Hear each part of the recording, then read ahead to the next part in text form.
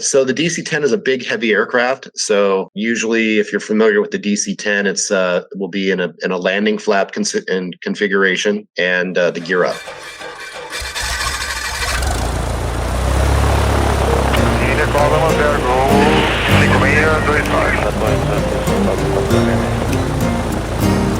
Hello everyone and welcome to this international episode.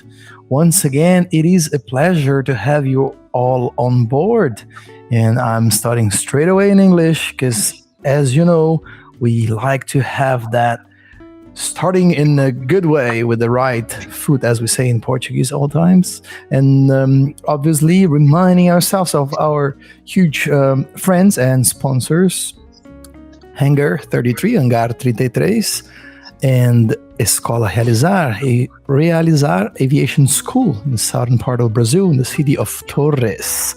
Here with me, I have the pleasure and honor to introduce you to two amazing professionals. One is my good friend, Ezequiel Sicardi, and the other I just got to know, Mr. Matthew Ringlein, and also as a listener today, my good friend Pablo Leite. For me, it's an honor to have these two professionals from 10 Tanker Limited, should I say. Welcome on board, Ezequiel and Matthew Ringlein. Good afternoon. Good to be here. It's most of us, we always say good morning, good afternoon, and good evening, because we might be in different time zones. Like exactly. You're in California, right? I am. It's a little after 10 a.m. here, so it's good morning for me, but I believe good afternoon for you. Yes. So, and Ezequiel, whereabouts are you now? In my case, good evening, everyone. Recording live from Amsterdam at the moment. Local time, it is 10 minutes after 7 p.m. We are reaching great temperatures, although the Dutch weather is extremely rainy. It rains approximately 80% of the year. Wow, so you should be indoors at this moment, right?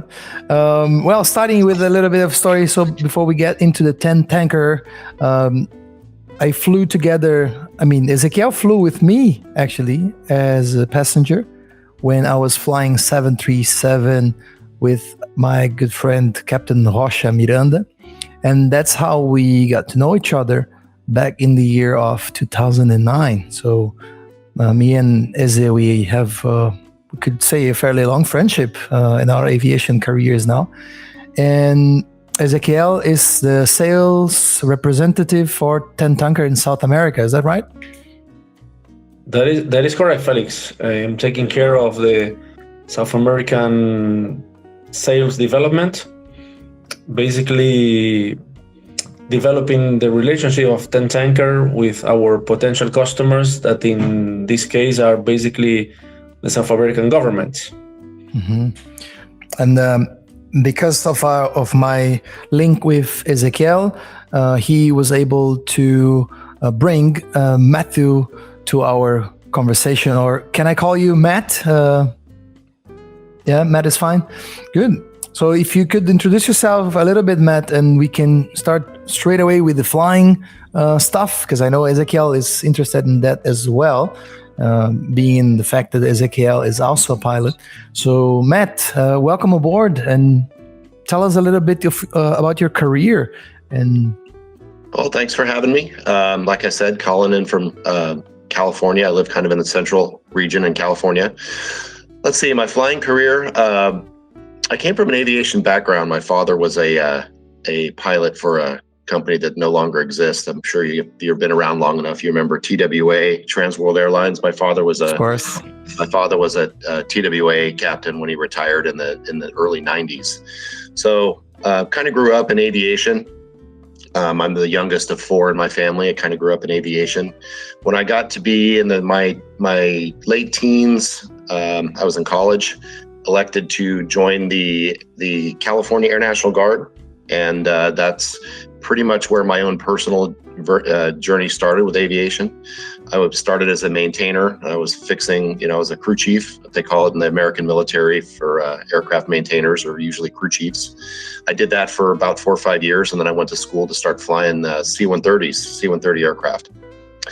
So that was in 1998, and I've been flying C-130s ever since. I still do for the California Air National Guard. Just so happens that the unit that I'm attached to is a military unit that flies aerial firefighting aircraft in Southern California. So I got involved with that probably in 2001 or 2002, and been doing that ever since.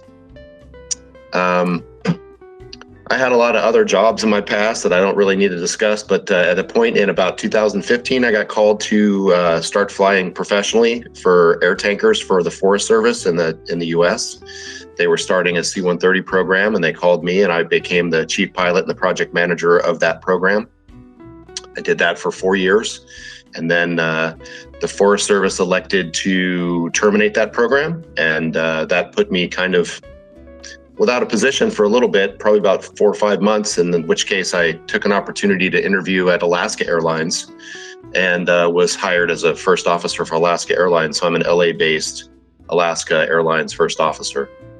After about a year of that, the pandemic elected in something of a drawdown to the industry, and I had an opportunity to move over and start flying DC-10s for 10 tanker air carrier, which is what I do now. And I've been here for about a year and a half, and it's great. And that's kind of how I do a lot of general aviation flying too. I own an airplane. I have I've always had my hands kind of in the aviation business. So that's cool. It's always nice to have a conversation with someone who has this portfolio and does that commercially and also for your own, happiness and to spend some time when you're off. So where can you disclose that? Can you say like where your base is in California? For 10 tanker? Yeah. Well, for 10 tanker is a little bit different because it's a firefighting company. So it's not organized the same way an airline is organized. Mm-hmm. Our corporate headquarters for 10 tanker is in Albuquerque, New Mexico in the United States. And the airplanes will be in Albuquerque pretty much in the off season for heavy maintenance, storage, stuff like that, when we're not actively on an incident. This time of year, the airplanes are, well, none of them are in Albuquerque. Well, actually, there is one in Albuquerque just out of coincidence. Mm-hmm. Right now, we have 4 airplanes, and they're all out in the system. We've got one down in Roswell, New Mexico. We've got one in Gateway, Mesa, Arizona. We've got one in Sierra Vista, Arizona, and then there is actually one down in Laredo right now, fighting fires in the country of Mexico. So we have 4 airplanes right now, and they're all out busy working. In fact, I got back from Southern Arizona yesterday, and that's how I was able to be on this call this morning. Yeah, that's good. Well, I would assume when you have a DC-10 to operate this kind of firefighting missions, there must be like a very significant incident, as you just said, right? So that you can actually deploy such a big plane. Oftentimes, yes. Sometimes, no. It just depends on so there's incidences that are immediately severe, and then there's other incidences which have the expectation that they could get severe, depending on where the incident starts, where the fire starts, if there's a lot of wind on it, if it's next to a national forest, if it's next to something that has a priority. So there's you'd be surprised. Sometimes we get dispatched out to a fire that's relatively small, and we're kind of surprised that we're there. But there's potential for any fire to get large. And if it gets large, then they definitely want somebody there to be able to help with a little bit more carrying capacity that the DC-10 has. Well, and how do you measure, or how do you know how much load to carry, and what is the maximum load that you can carry of a fire suppression? Well, we always launch fully loaded. and fully loaded for the DC-10 in its current configuration is 9,400 US gallons. So that's a lot. It's about 3 times the size of what a normal C-130 would carry, or any of the BA-146s or some of the other aircraft. So 9,400 US gallons, and we don't necessarily drop it all at once. We can do incremental drops. We can drop 1,000 gallons at a time, or we can drop in a number of seconds. So if we have guidance that says, hey, well, I want you to drop for about 3 seconds from here to here, we can just count 3 seconds and we can drop it. The whole load, depending on what coverage level, can be anywhere from probably 6 to 14 seconds of line building, if you will. So it varies based on how thick they want the retardant covering on the vegetation on the ground.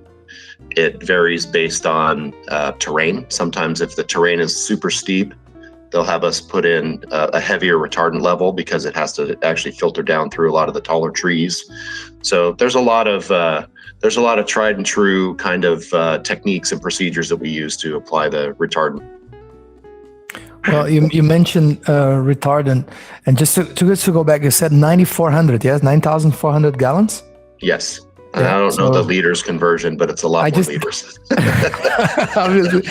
I just did it right now. The conversion would be approximately 36,000 liters. Okay. That's it. I trust you.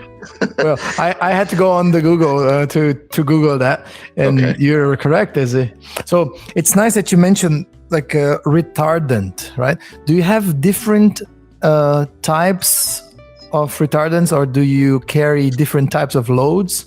Well, generally speaking, in the DC-10 in the US, we carry retardant only. Now, that doesn't mean that we can only carry retardant, because in Australia, occasionally in Mexico, in South America, oftentimes we'll carry water, or a water with a gel equivalent, a gel for.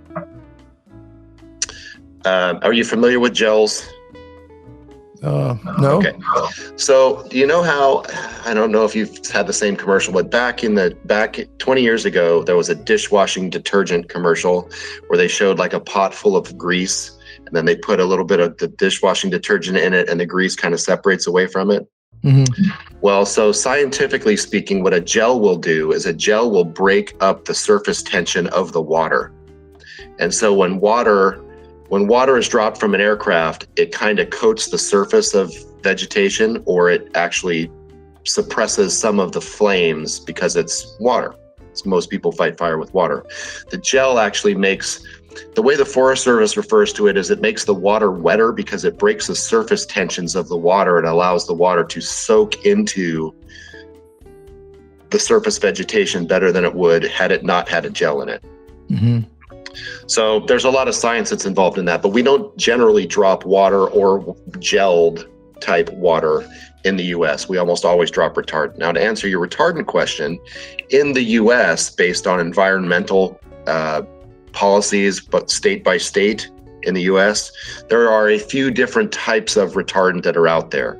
They're all very, very similar with very slight differences, but some of them are slightly different color. Some of them have slightly different chemical makeup. Some of them have a little bit different, like I said, a little bit different recipe of how to make it. But generally speaking, the retardants are all pretty similar. Water is water, and then water with gel is pretty similar depending on where you go. There's only a couple of different kinds of gel that I'm aware of. Thanks for that explanation.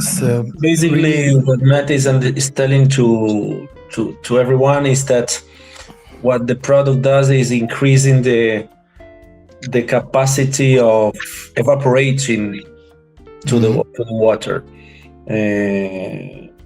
We're talking about suppressant instead of retardant.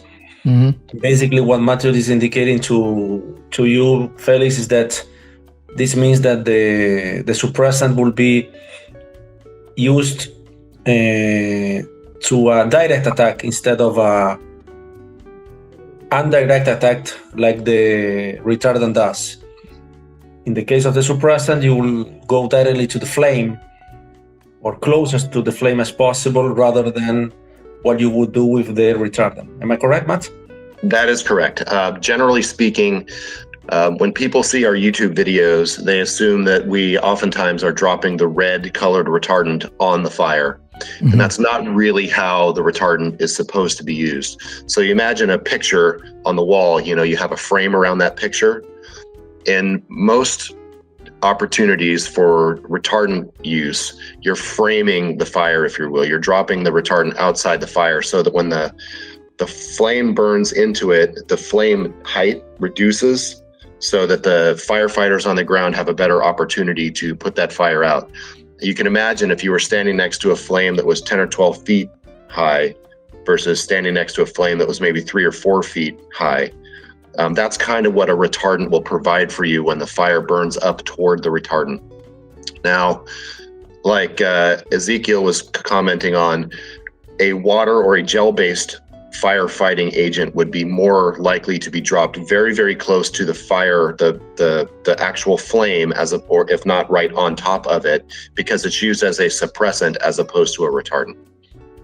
Well, for me, it's the first time that I am actually trying to think about and being enlightened by your explanations on the differences between suppressant and retardant, because we never think about that unless you're really going deep, and it's very nice to have this type of explanation now. Right. So if you could just tell us a little bit more on the different techniques that you mentioned. I know like you just started, you commenced talking about those already, but if you could explore a little bit more, I would be grateful. In what regard, as far as retardant application? And also the flying aspect of this ops. Well, so the best way for me to describe, for everybody, I don't know if all of your listeners, but I believe that everybody on this particular podcast are pilots. Yeah. So you can imagine what it's like to fly your aircraft, even any aircraft, in a pattern at an airport. There's a pattern altitude, there's a defined downwind, there's a defined base turn, there's a defined final. And all of those kind of have corresponding altitudes. Generally, the pattern altitude is, maybe for a turbojet or a jet type aircraft is usually maybe 1,500 feet above the airfield elevation. I think that's kind of standard ICAO. So imagine, if you will, that you have a fire that's burning in some mountains. Well, it's the same sort of thing. For us, we usually are provided by the Forest Service a lead plane, and the lead plane effectively directs us how they want us to apply that retardant. So even though we could apply the retardant without being directed exactly where, because we've all got enough experience and know how to apply the retardant, we'll actually, in the US, we'll have a lead aircraft that directs us pretty specifically where to release the retardant. And they'll set up a pattern, if you will, around an incident, and they'll say the same kind of conversation you might have in a pattern at an airfield, which is, join me on the downwind, and then we're turning downwind to base, and then here's final, and then here, this is where I want the retardant. It's effectively, and we're on our own discrete frequencies, so we can discuss with them exactly what they want. So, like I said, if you look on YouTube and you see the videos, you're like, wow, it looks like those guys are just cowboys or something. But the reality is it's very directed. It's very controlled environment. And for us in particular, we have a lead aircraft that'll take us right to where they want the retardant put. And now that lead aircraft, they will stay and loiter in that area for sometimes 3 hours at a time. And so they've been watching the fire, and they know the fire characteristics, and they know what kind of vegetation it's burning in. So they know what kind of retardant level they want. They know exactly how they want it put in. They know exactly where they want it. They try to use some natural barriers. And these are all things that, we could probably go on in this conversation long past the duration for your podcast. But for the purposes of your question, it's much like flying a traffic pattern at an airport, but imagine that the runway is kind of the fire line, and you just sort of low flying over, you're doing a low approach over the runway, and that's where you release your retardant. When you mention we have, who is we? Is like, or who provides the lead aircraft? Is it the local fire brigade or? No, there's their main three organizations in the U.S. would be the U.S. Forest Service, which is Department of Agriculture. There's the Bureau of Land Management, BLM, which is Department of the Interior. Those are both federal contract type. Well, they're not contract. Those are federally employed Forest Service and BLM employees. And then in California, which is unusual because California is the only state, California pretty much has their own firefighting agency, and then they have their own series of lead planes. So there's really 3 pretty large organizations in the U.S. that provide that for the air tanker community. You based in California, you live there, and here's a quick shout out for a good friend of mine who lives in California, more specifically in Vista, Mr. Scott Murray. And he's really into aviation. We did some trips together to museums that you might be acquainted with, like Chino, or what's that? The other one, famous planes is in Chino, or there's another air base that we went that some of the, they have a really nice display there, but I don't remember the name. But like, he was really interested in understanding like, how is it done, right? How is the operation? So here's a hello for my friend Scott, right? And which type of aircraft do they use in specific case of California agency? Well, California, for their lead planes, they use almost exclusively the OV-10 Bronco, which was a former military aircraft from, I think, the late 60s, early 70s, maybe mid 70s. I'm not certain of the time frame, but they were all basically down in Tucson, and the state of California brought them out to California, completely refurbished them, and they've been using them for several years. They've got Garrett turboprops, and they're very capable aircraft. So the lead planes in California are the OV-10 Bronco. The federal aircraft almost exclusively are King Airs. They're either King Air 200s or some 90s, but for the most part, they're all King Air Beechcraft, King Air aircraft. Mm-hmm. So, and then what happens when you go and you drop your agent, and then you go back to the nearest airport to refill the tank? How does that work? Well, so say, I'll give you a perfect example. So last week, actually yesterday, we were working out of Sierra Vista, Arizona, which is the far southern Arizona. It's about 15 to 20 miles from the U.S.-Mexico border. We were dispatched to a fire that was up about halfway between there and Albuquerque, New Mexico. So we flew out of the airfield we were in southern Arizona. We took off with enough fuel and retardant. We went to the fire. We were there on scene for about 10 or 15 minutes. We delivered the retardant. And then when we recovered out of there, we recovered to Albuquerque, which is where they have another tanker base that's suitable for the DC-10. So we recovered to Albuquerque. We got fuel and we reloaded the retardant. Then we went back to that incident, and we worked 2 or 3 times out of that incident out of Albuquerque. And at the end of the day, they sent us back to Sierra Vista. So there is a network of air tanker bases in the U.S. that basically that's what they do, is they open at certain times of the year and they reload firefighting aircraft, whether they're C-130s or OV-10s, well, not OV-10s, but C-130s or BAE 146s or any of the other companies that are out there, or DC-10s. And they that's their business, is to recover the aircraft, order the fuel, reload the retardant, and then send them back out with another load of retardant. So the DC-10, of course, being a little bigger than it is, bigger than most other aircraft, there's a few less bases that are suitable for us to reload at, but there are enough for us to pretty much have good coverage of the most of the western United States, because there's one in Colorado, there's a couple of them in Idaho, Washington, Oregon, New Mexico, Arizona, southern. There's 3 in California, so they're spaced out. The availability is there for us to be able to pretty much go anywhere west of Colorado without any real problems at all. So some of them you should have some time of like cross country, right? The cruise level. Yep. And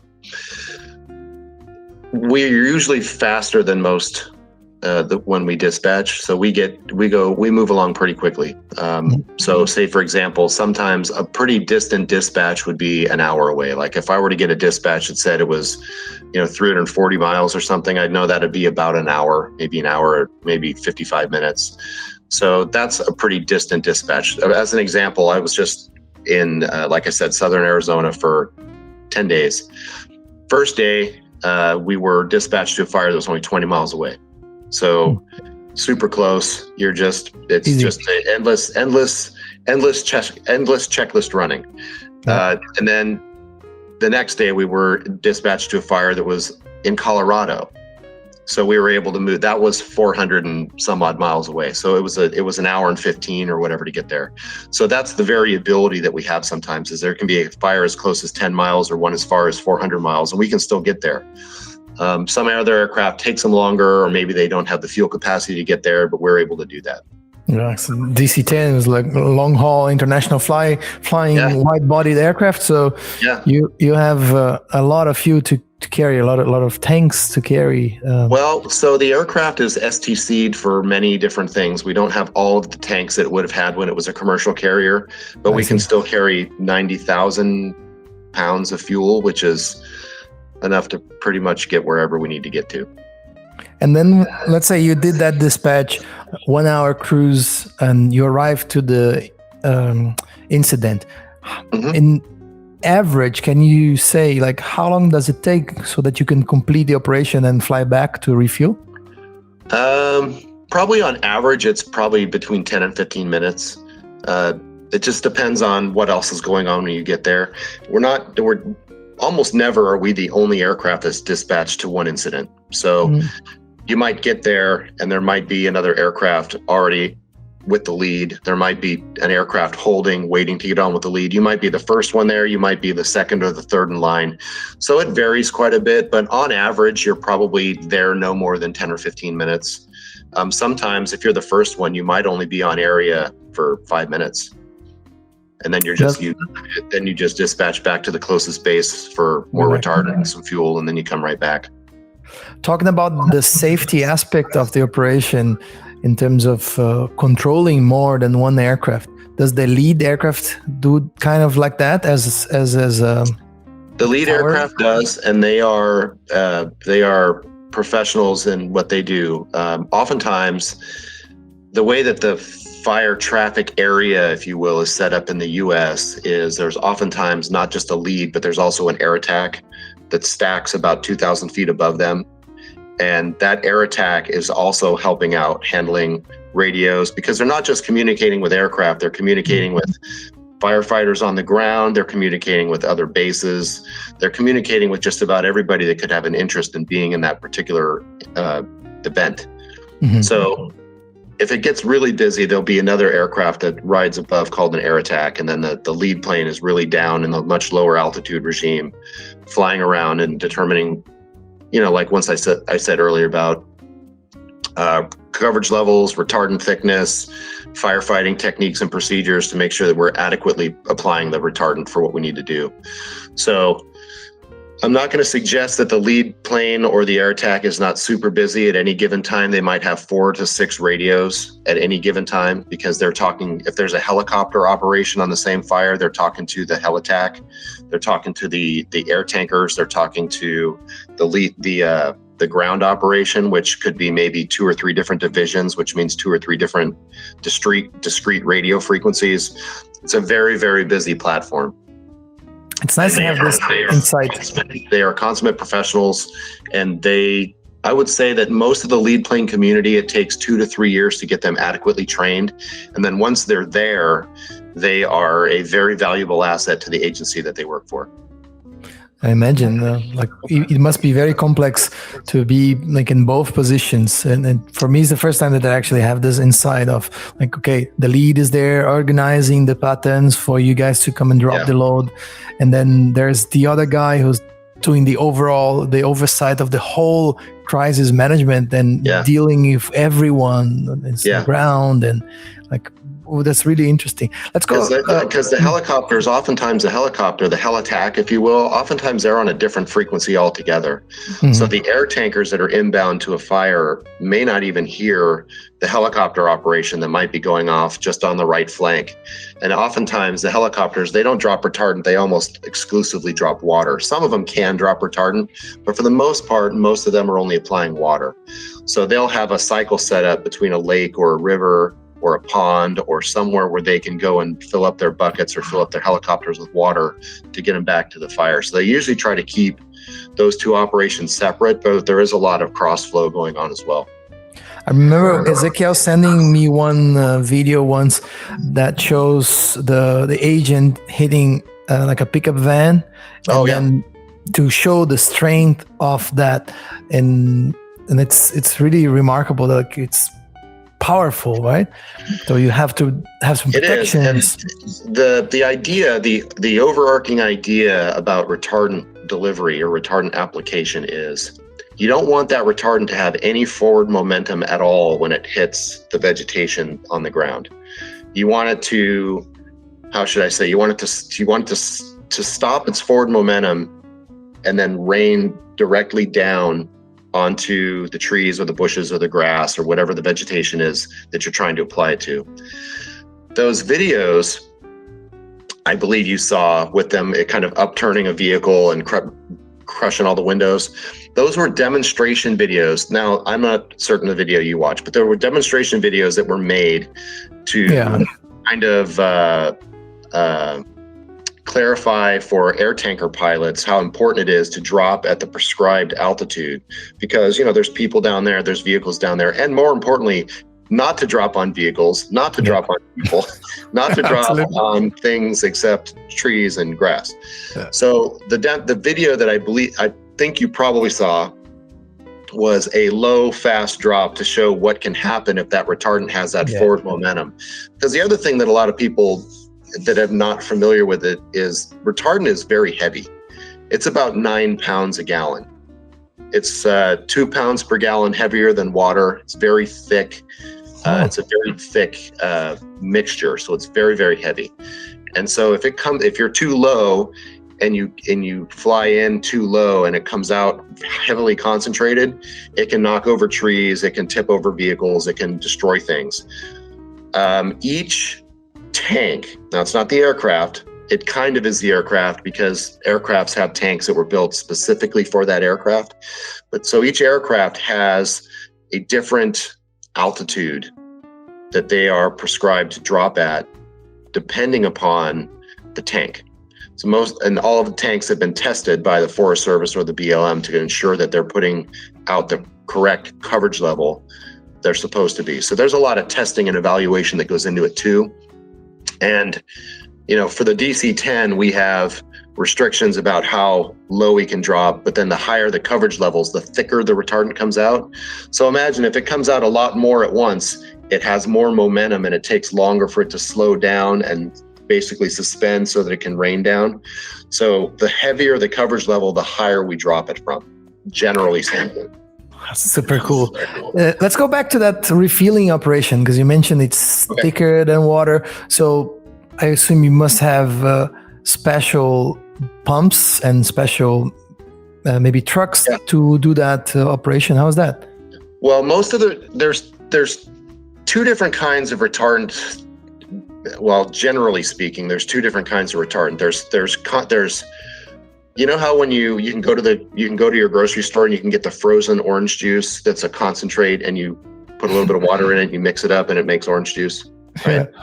Well, there's retardant that comes like that. There's retardant that comes in that's referred to as LC, and that's a liquid concentrate. It's a super thick concentrate. They pump that in a tank and they put in the right amount of water, and then they've got these stirring agents in there that they stir it all up and they make retardant out of it. There's other retardant, which is much more common, which comes in these big pallets of powder. And the powder is mixed with water, and then it's pumped into another tank where it's mixed with water. Now, when it comes out of that tank, there's a piece of equipment called a micromotion, and that micromotion is, it's smoke and mirrors. I'm not 100% certain what it is. It's a machine that the retardant goes through, that it measures the specific gravity of the retardant and how many gallons go by. So that way it knows the specific gravity is a number that identifies the thickness of it. So that if the thickness is right, then the weight will be right. And then if the certain number of gallons and the weight, it's a formula that basically will identify whether or not that concentrate is mixed correctly. As long as the specific gravity of that liquid is measured correctly, we'll get the right amount of retardant.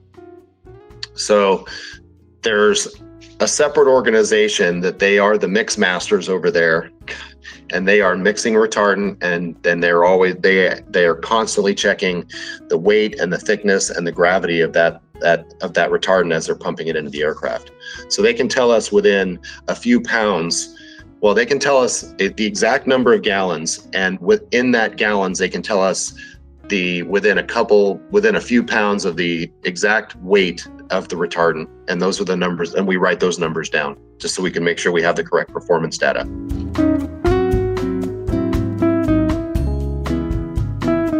So I guess there's a lot of science that goes into the mixing of the retardant, and the Forest Service is very involved in that process for both environmental reasons, but also they have a vested interest in, taking care of the aircraft that are contracted to help fight fire. So if you can imagine, if the retardant is not mixed correctly, it could be quite a bit heavier or quite a bit lighter, depending on how it was mixed. And of course, if it's a lot lighter, then the retardant's gonna not exactly do its job when it's on the ground. If it's a lot heavier, it also won't do its job, but there could be real performance problems with regards to the airplane. If it's like, say all of a sudden, because we load 9,400 gallons. Say, for example, that it's not 9 pounds a gallon. And I say 9 pounds a gallon, it's really about 8.8 pounds a gallon. But say instead of being 8.8 pounds per gallon, it's 12 pounds a gallon. Well, 9,400 gallons, you're talking about a significant difference in weight. Yeah. So there's a lot of technology and like different fields of knowledge, so that you can have the specific numbers, like as you said, specific gravity, and it varies with temperature and pressure and all that, so that you can put in your takeoff computations the right figures in, and you know exactly the weight that you're flying your DC-10 out of the near base. And water is water. So water weighs what water weighs everywhere. Yeah. But retardant, depending on how it's mixed, can be a significant difference in weight. Yeah. That makes me think a little bit about like different aspects of cold weather operation, and you have this mixes and stuff like that. Well, I want to put it in a little bit of perspective, especially since I'm talking to fellow aviators. 9,400 gallons of retardant is about 82,000 pounds. And I don't know if you've ever flown an aircraft, but you can get rid of 82,000 pounds in 8 seconds. That's what we do. Yeah. We get rid of that 82,000 pounds of weight almost instantaneously. And for the pilots that are listening to us, Matt, in which configuration do you fly the plane, and what is the average of altitude above the ground that you operate the plane? Yeah. And in the middle of these questions, what is the reaction of the plane when you get rid of such amount of weight in such less? This was my question, is it? Thanks. Yeah, so I've done it in different airplanes, and different airplanes, of course, react differently. The C-130 has a very stout wing, and it's a very low performance wing, if you will, but it's a very high lift wing. Yeah. So and that's only 3,000 gallons. So you're talking 27,000 pounds, but that's still, as a percentage, that's still a pretty significant weight ratio. The C-130, it doesn't climb like an airplane would climb when you're taking off. It literally almost rises like you're on an elevator. It's a weird feeling in a C-130. This airplane is a little more docile, even though there's a lot more weight, but it does have a tendency to want to climb quite a bit as the retardant is coming out. To answer your question fully, though, Are you talking about just the during the drop, or are you talking about what altitudes we fly to and from the incidences? Basically, during the drop, yes. In dropping? Yes. Okay, so contractually, we're limited to 250 feet above the ground. And frankly, there's no real reason ever to be lower than that at a DC-10, unless you're landing. But the way that the retardant was tested was at about a coverage level 4, which is one of our lower coverage levels. It's 250, and then when we get up to a higher coverage level, like an 8, we'll be closer to 350 or 400 feet, just for that extra time for it to slow and then rain down. So really low, huh? Will be configured with, usually if you're familiar with the DC-10, it's will be in a landing flap configuration and the gear up. So 150 knots ish with landing flaps and gear up, tank armed. And what's the reaction of the plane?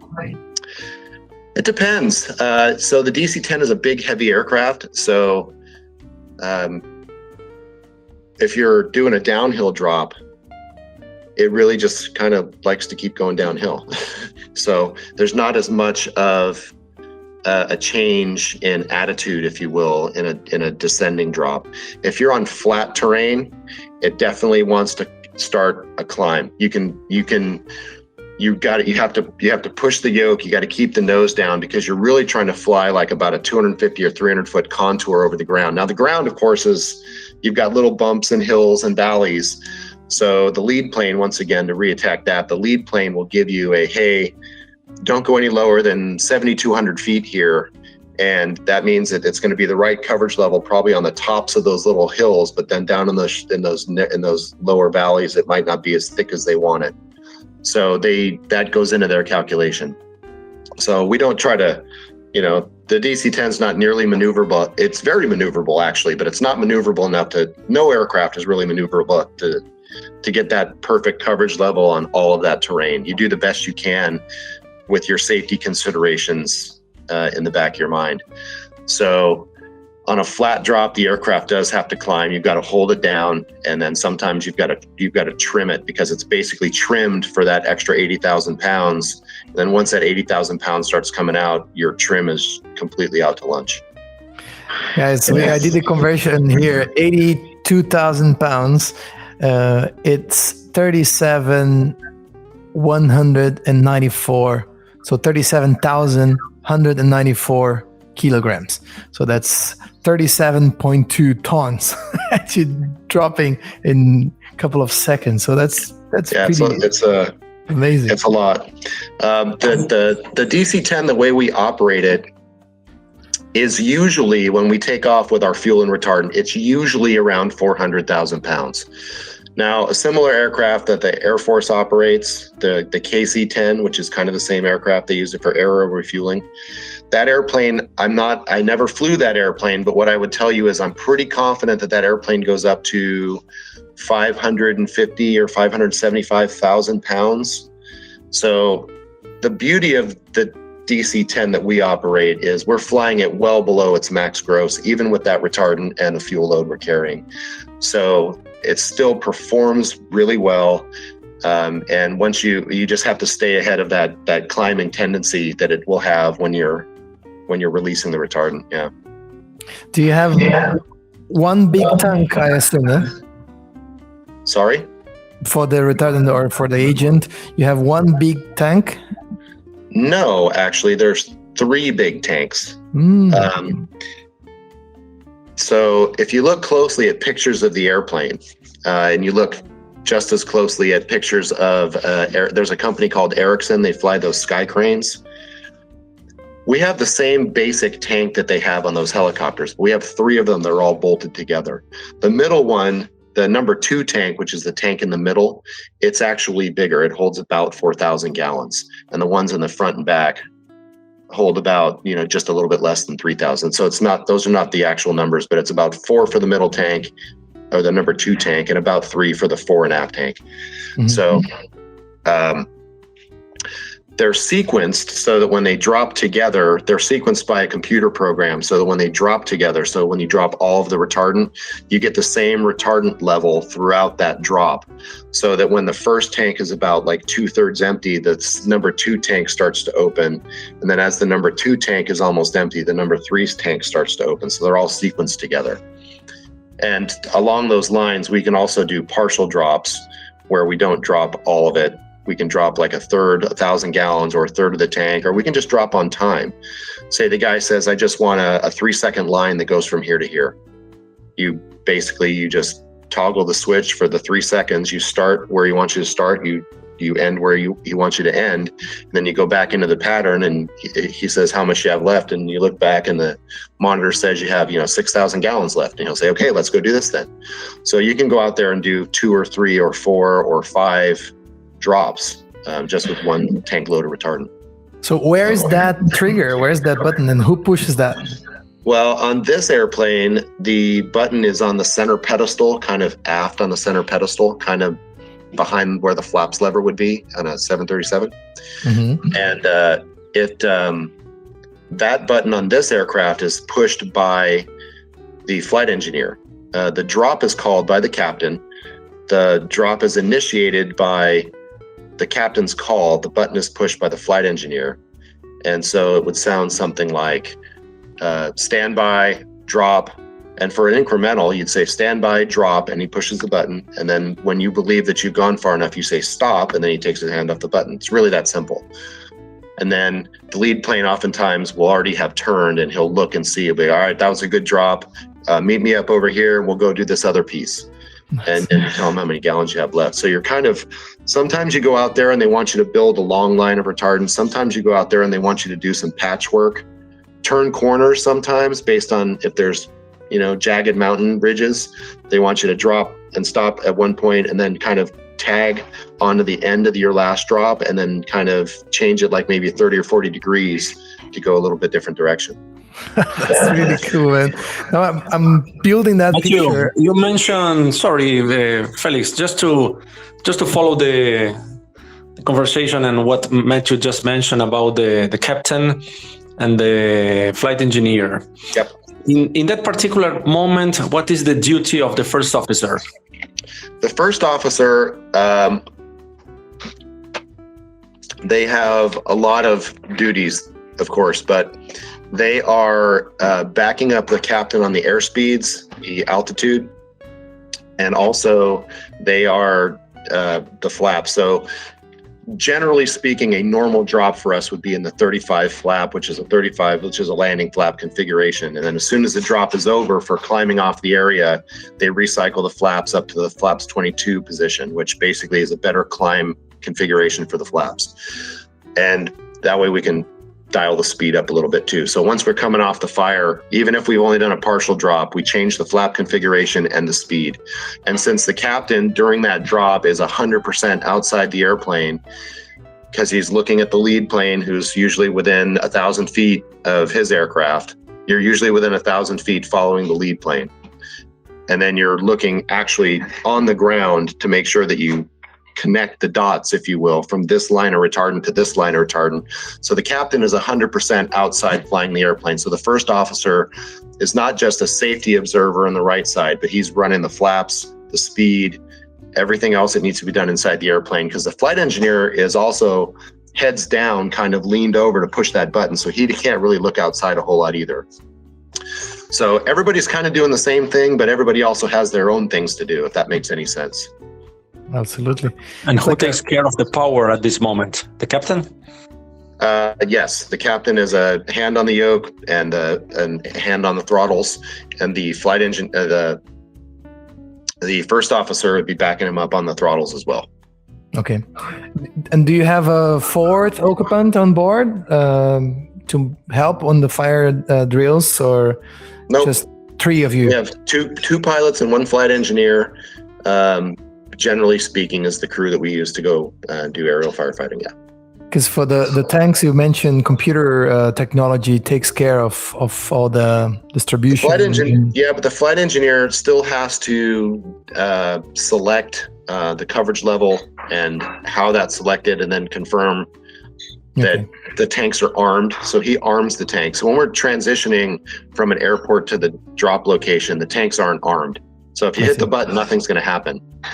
So all that system has to be turned on and armed, and all the gates armed, and then make sure that it's dialed in correctly for a coverage level 6 or a coverage level 8 or a half of a load or a third of a load, or so that the engineer basically handles all of the controls for the tanks also. I have 2 questions then on regards of how do you prepare for that? Because it's very nice, like Ezequiel put that question. How do you train for that? How do you have simulators for aerial firefighting in such a complex aircraft?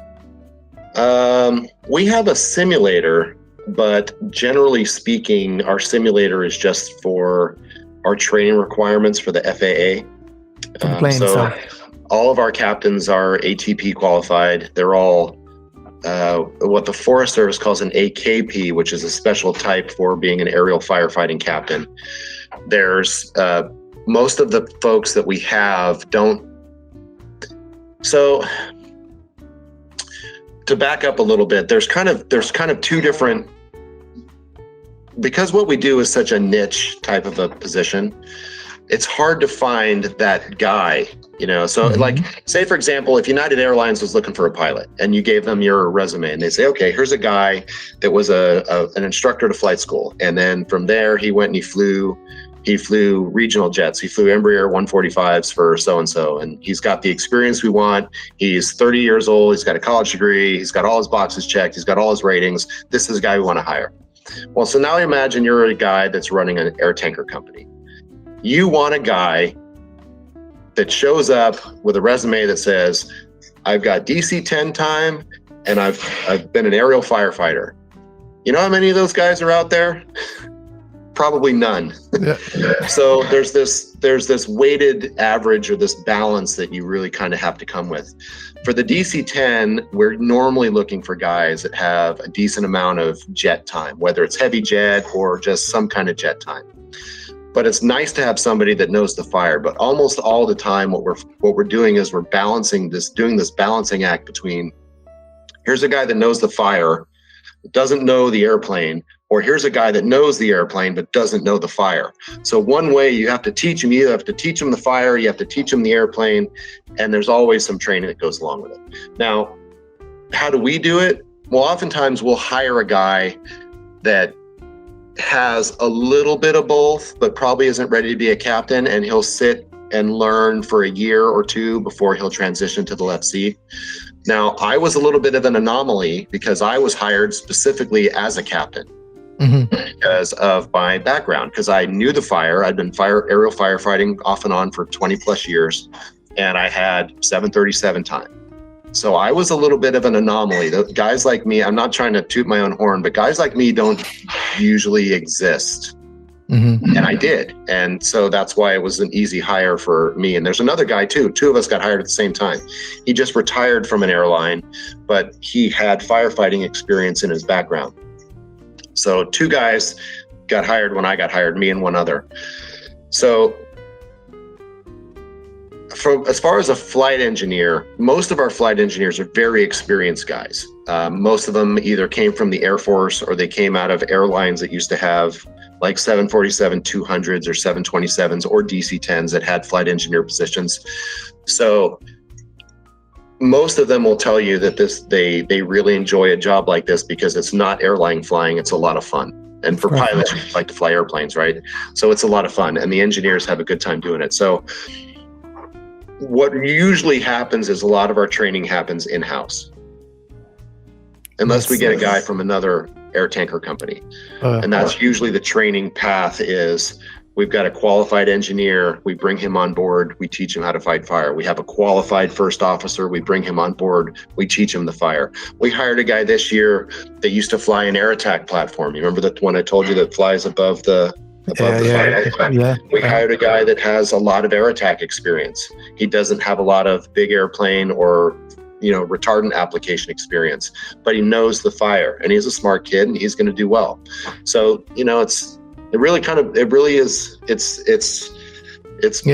bits and pieces of experience and past experience, and you just have to hope for the right guy when you pick up a guy. When you mentioned flying for the California Air National Guard, the Hercules, you did more than 28 years since 93? Is that?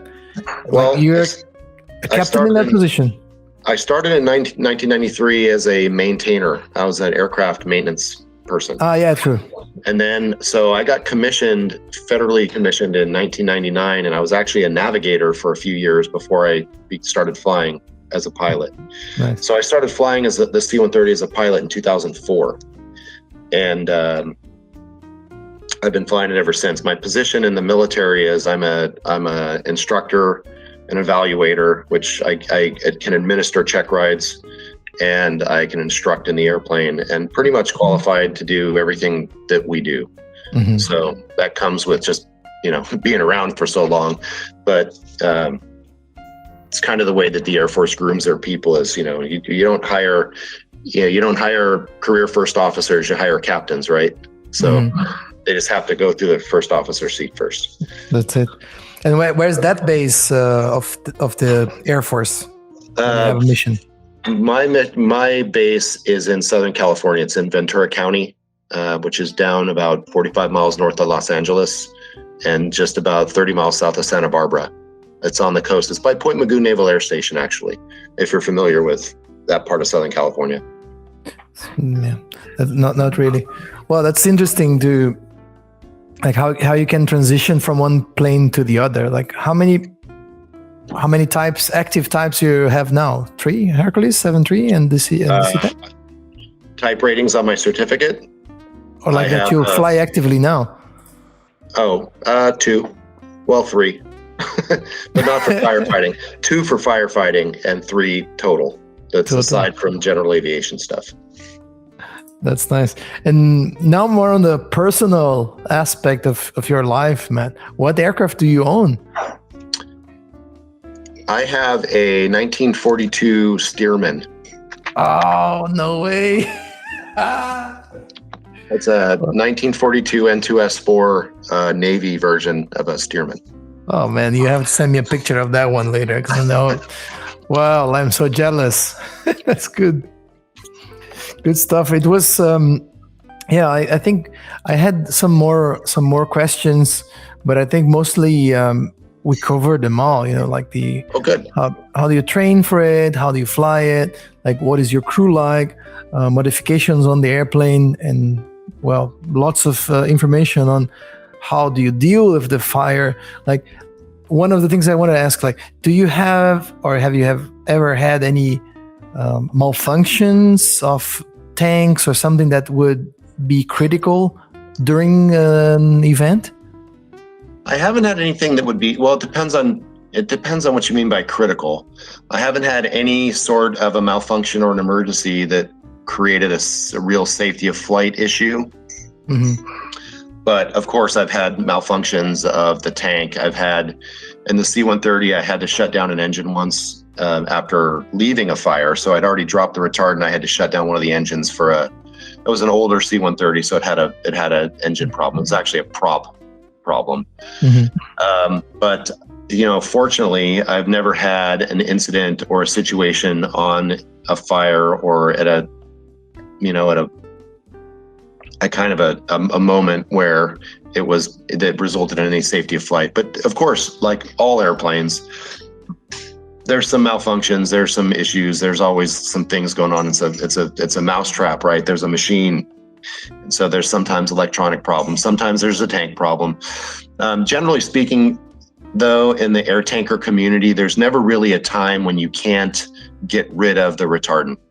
So, and realistically, retardant, if you're in an emergency situation, it's just extra weight.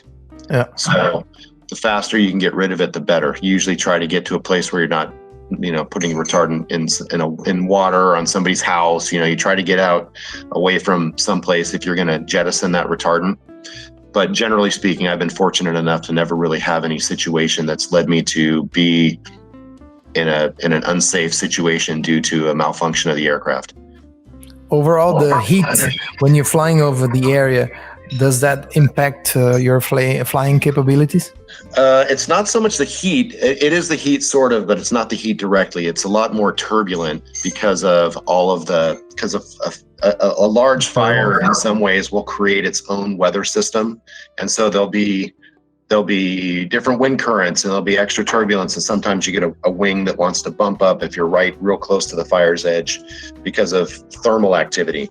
But you don't really feel the heat inside the airplane, but I'm sure it's warmer outside. But in California in the late summer, fires, it's hot in California. Like in the Central Valley, it'll easily be 100 degrees in the summer, and you're out flying around in that pretty much all the time. So it's already hot.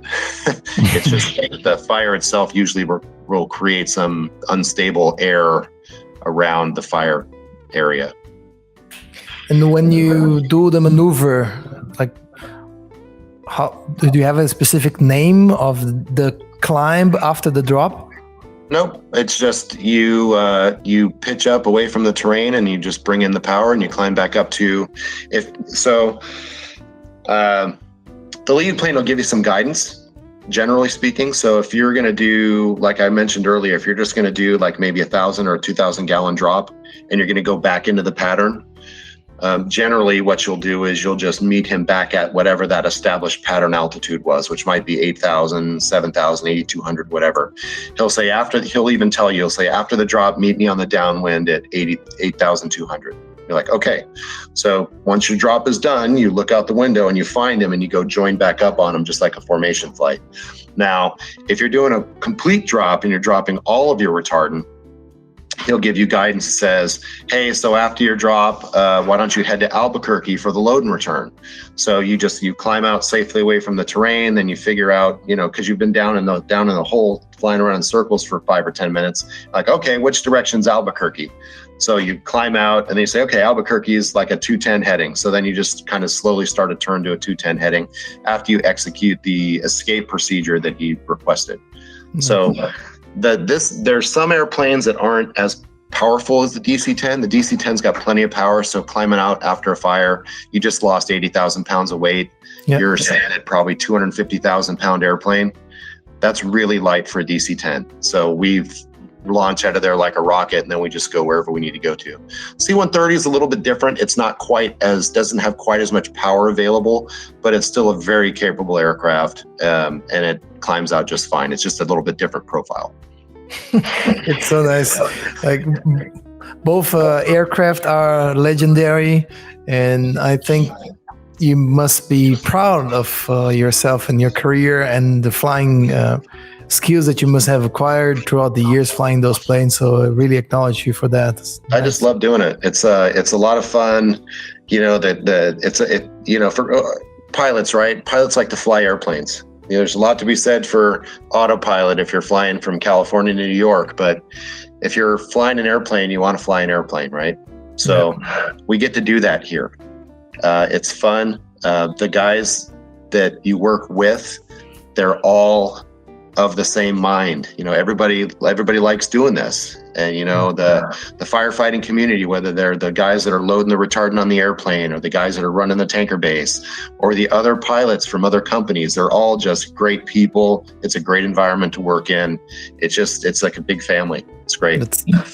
I like the fact that you mentioned before that you have a proper network in the US to provide and to cater for this whole very specific and so important in terms of society, so that you, like, I can imagine it's like maybe like hospitals and and like fire brigade, like a regular fire brigade, that you have this appreciation that these people like you guys, you're doing something really good.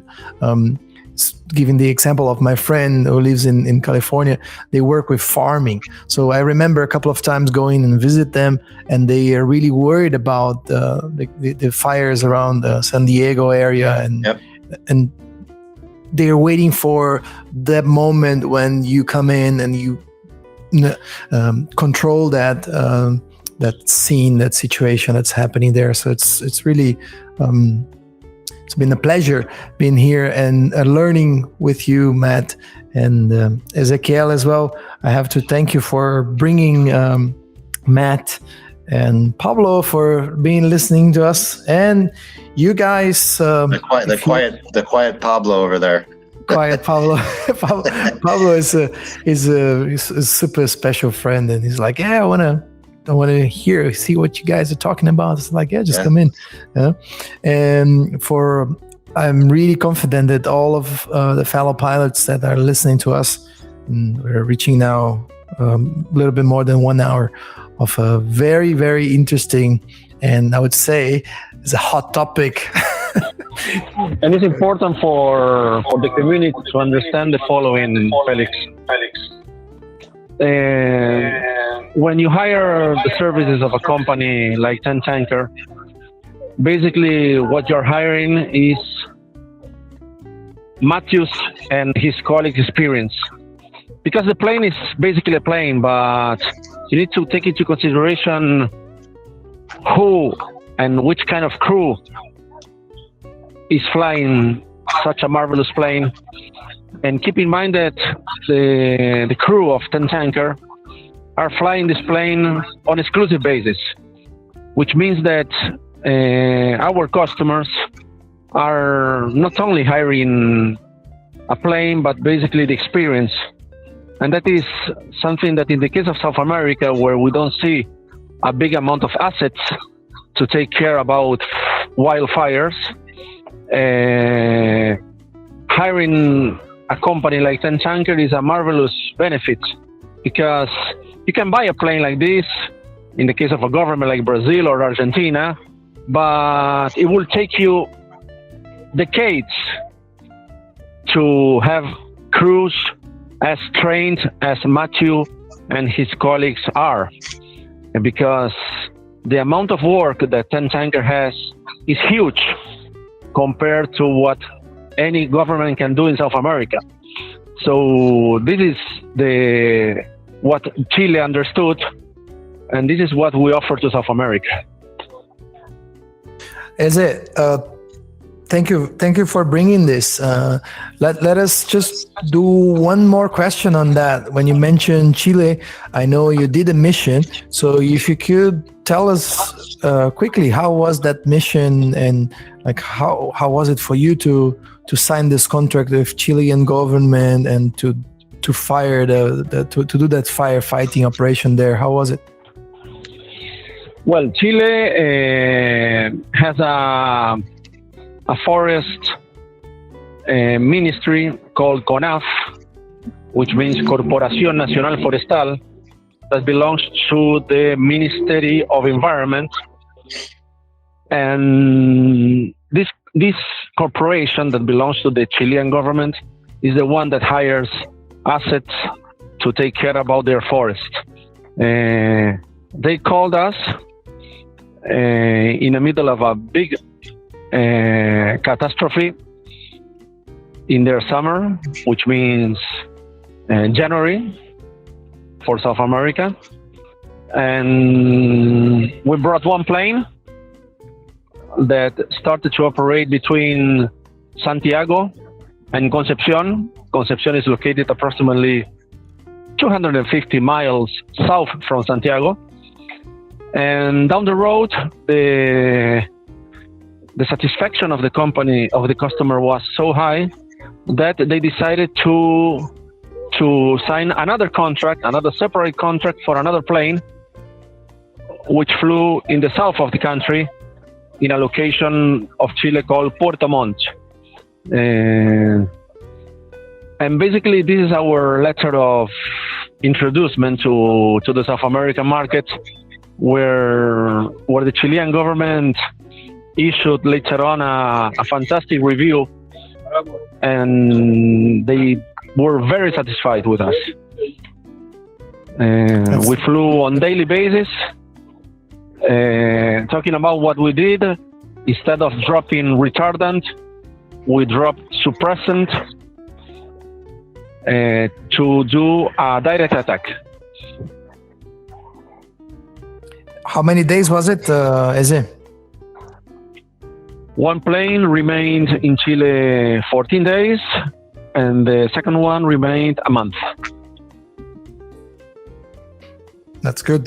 Congratulations on that one as well, and being connected with this crisis and actually putting your hands on to deal with that event. So you, as also South American, I don't think we mentioned in the beginning, but Ezequiel is Argentinian, raised in Brazil, now lives in Madrid, and is solving issues in Chile based out of Madrid nowadays, right?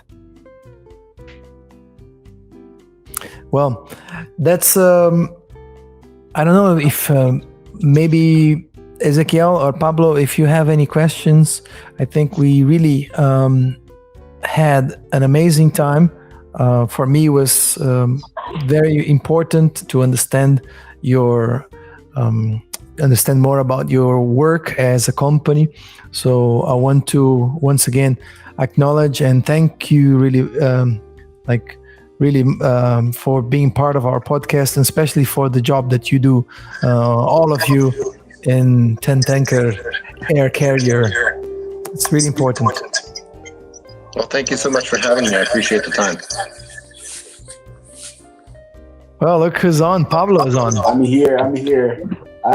I just want to say that it was amazing just observing and listening to all the stories, and I love the part where you guys mix the mixed experience of pilots and just listen to a whole new concept in aviation that I never heard before. So I was listening here just because I'm in the hospital. We have a lot of interruptions here, so I didn't want to interrupt the transmission, but I've been watching and listening, and it was very nice to hear all the stories. Thank you very much.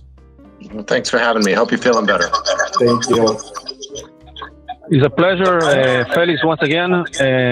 Matthew, fantastic time that we spent with you. I think an important part of the aviation community will be very pleased to listen to you.